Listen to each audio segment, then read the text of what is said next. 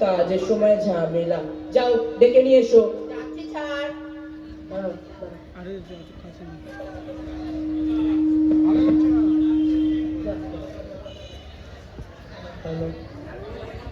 আসছি স্যার।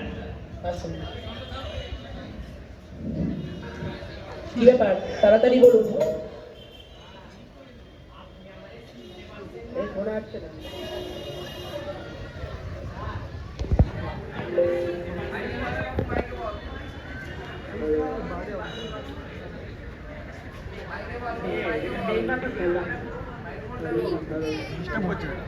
গোবর্ধন, সেই যে আপনি আমায় গোবর গোবর বলে ডাকতেন। ও তা কি খবর খোকা? চেহারা তো একদম অমৃত পুরীর মতো বানিয়েছো। তা কি দরকার খোকা? স্যার, আমার একটা দাবি আছে। দাবি? কি দাবি? তাড়াতাড়ি বড় গোবর, আমার অনেক কাজ করে আছে।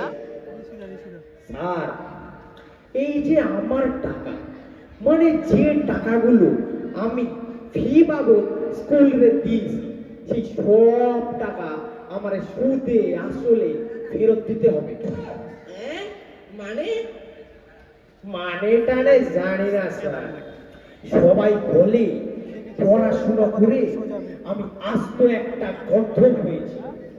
কবে মূর্খ, আরো কত কি। আমি তো পড়াশোনা করে একজন ভালো মানুষ হওয়ার জন্য স্কুলে টাকা দিয়েছিলাম। তা আমি যখন কিছুই হতে পারিনি, তো আমার টাকা ফেরত দেয় না হয়। ও, টাকা ফেরত দেন বললেই হলো? কোনো টাকা ফাঁকা হবে না। তুমি এখন কেটে পড়ো তো বাবু, আমার অনেক কাজ পড়ে আছে। না স্যার, ওই সব জানি না স্যার। টাকা না ফেরত দিলে আমি কোথাও যাবো না, এই আমি বসলাম। কি ঝামেলা! এ রতন, রতন।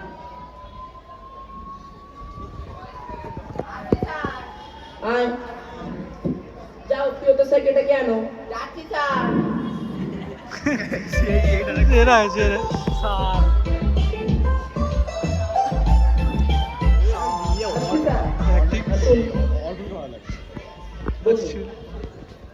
আমায় ডেকেছেন স্যার?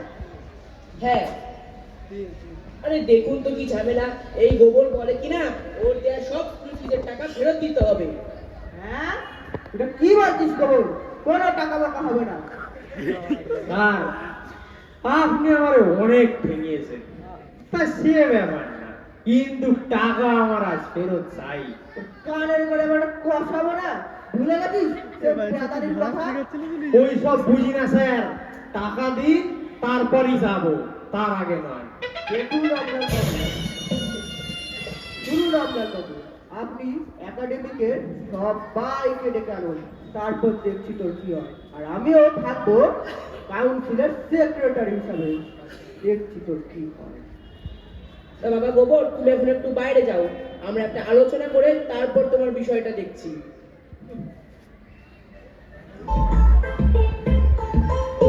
এরা তো রতন, আয় যাও একাডেমিকের খুরশিদ সাহেব, অর্পণ বাবু ও সুবোধ স্যারকে ডেকে নিয়ে এসো। যাচ্ছি স্যার।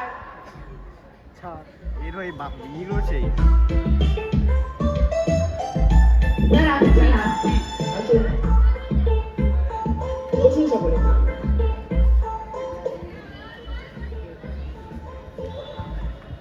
আরে দেখুন তো কি ঝামেলা। আমাদের প্রাক্তন ছাত্র গোবর্ধন বলে কিনা ওর দেয়া সব স্কুল ফিজের টাকা ফেরত দিতে হবে, তা আবার সুদ সমেত। এটা কি মেনে নেওয়া যায়? তারপর যদি সবাই টাকা নিতে আসতে শুরু করে, তাহলে তো আমাকে স্কুলের ইট কাঠ সব বেচে দিতে হবে। কি করা যায় বলুন তো?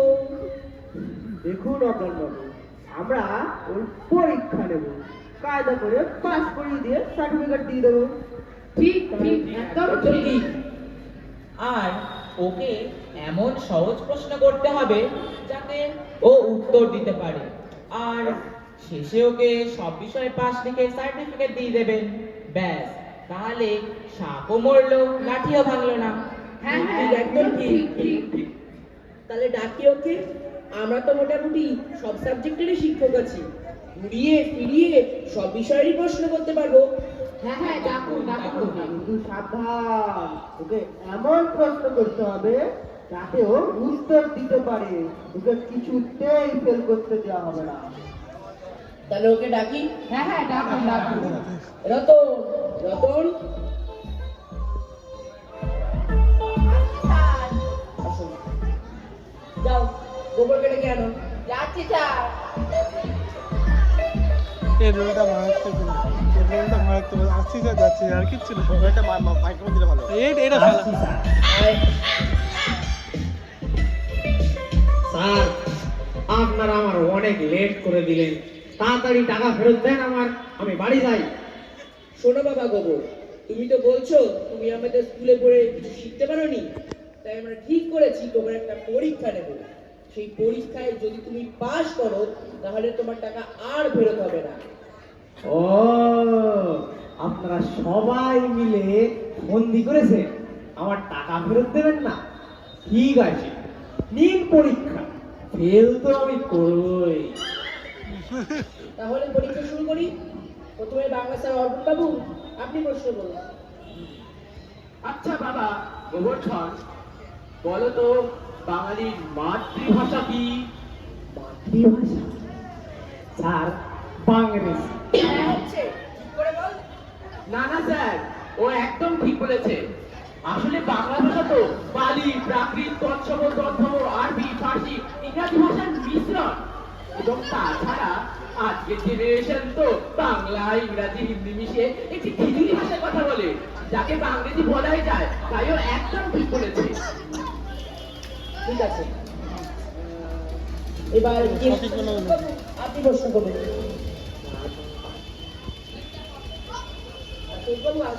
অর্পণ বাবু আপনার প্রশ্ন। হ্যাঁ, আচ্ছা গোবর্ধন, বলো তো রবীন্দ্রনাথ ঠাকুর কে ছিলেন? রবি ঠাকুর?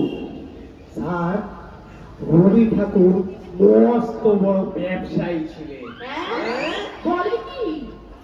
হ্যাঁ স্যার, রবীন্দ্রনাথ ঠাকুর ব্যবসায়ী পরিবারের ছেলে তো, তাই মাত্র 2 টাকার কালি আর কলম খরচা করে গীতাঞ্জলি লিখে ফেললেন, আর সেই গীতাঞ্জলির জন্য নোবেল পেয়ে গেলেন।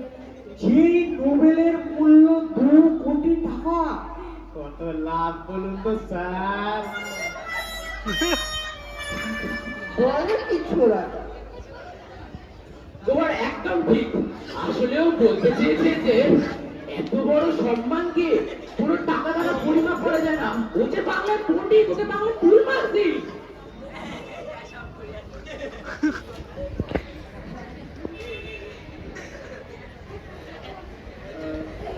এবার ইতিহাসের স্যার সুমন বাবু, আপনি প্রশ্ন করুন। এই ঠিকঠাক উত্তর দিবি। আমারে তো চিনিস, আমি কি চিনিস তোরে মেরে ফেলবো। বলতো পানিপথের যুদ্ধ কেন হয়েছিল? পানিপথ স্থলপথে জায়গা ছিল না। দেখো একজন। আচ্ছা, আমার উত্তর ভুল তো? না না না না, উত্তর একেবারে ঠিক। আমার ক্লাসে একদিনও পড়া পারতো না, তাই একটু অবাক হয়ে গিয়েছিলাম কি করে ঠিক উত্তর দিল। তা ও যেটা বলতে চাইছে সেটা হলো, বাবরের সেনাবাহিনী যখন ইব্রাহিম লোদির সেনাবাহিনীকে তাড়া করে, তখন তারা পিছাতে পিছাতে যমুনার মধ্যে পড়ে যায়। আর যমুনার পানির মধ্যে যুদ্ধ শুরু হলো। সে কি যুদ্ধ, সে কি যুদ্ধ! তাই তো যুদ্ধের নাম পানিপথের যুদ্ধ হয়। তা বাবা গোবো, তুমি একেবারে ঠিক বলেছো। অমলাল বাবু, ওকে ইতিহাসে পুরো নাম্বার দেন।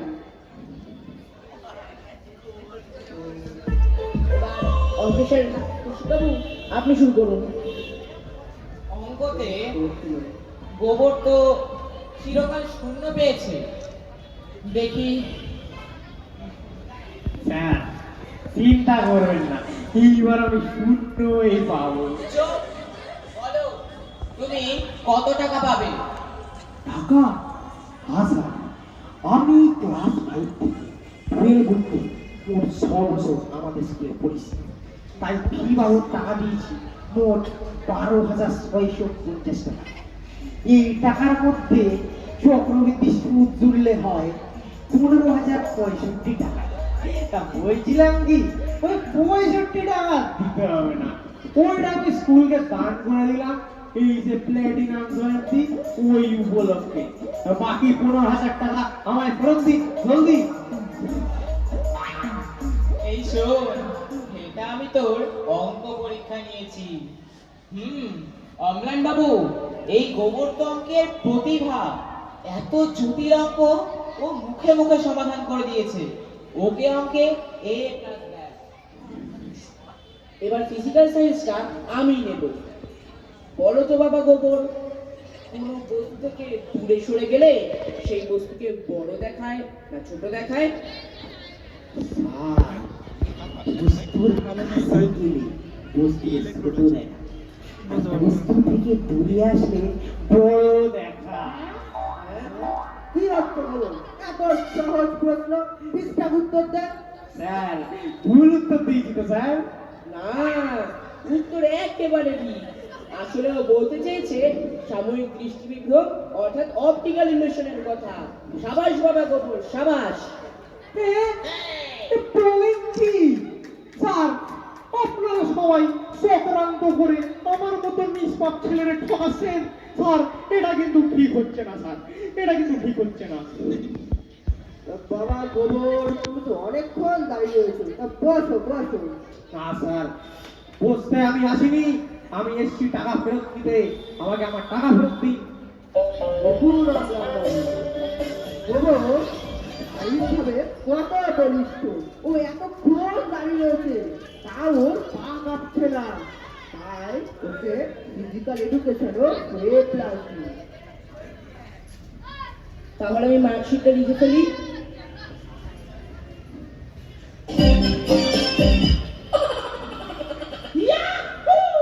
শোনো বাবা গোবর, তুমি আমাদের পরীক্ষায় সকল সাবজেক্টে A+ নম্বর নিয়ে পাস করেছো। বলেন কি স্যার, আপনারা সবাই মিলে ষড়যন্ত্র করে আমারে পাস করিয়ে দিলেন? আপনারা তো জানেন স্যার, এতদিনে পড়াশোনা করে আমি কিছু করতে পারিনি, না আমি এক কাজ জোগাড় করতে পেরেছি না কোনো কিছু। উল্টে সকলে আমাকে গোবের, মূর্খ, গর্ধব এইসব বলে বেড়ায়। আমি ব্যর্থ স্যার, আমি ব্যর্থ। শোনো বাবা গোবর, স্কুলের কাজ শুধু পরীক্ষা নেওয়া আর সার্টিফিকেট দেওয়া, কোনো কিছু শেখানো নয় বা কোনো কাজ দেওয়া নয়। এই নাও তোমার সার্টিফিকেট আর বিদায় হও।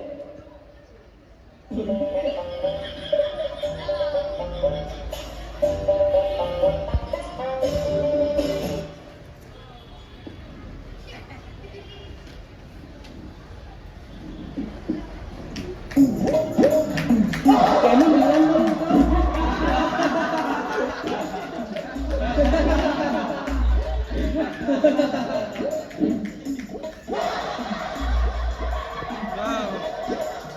শেষ হলো আমাদের নাটক বিফলে মূল্য ফেরত।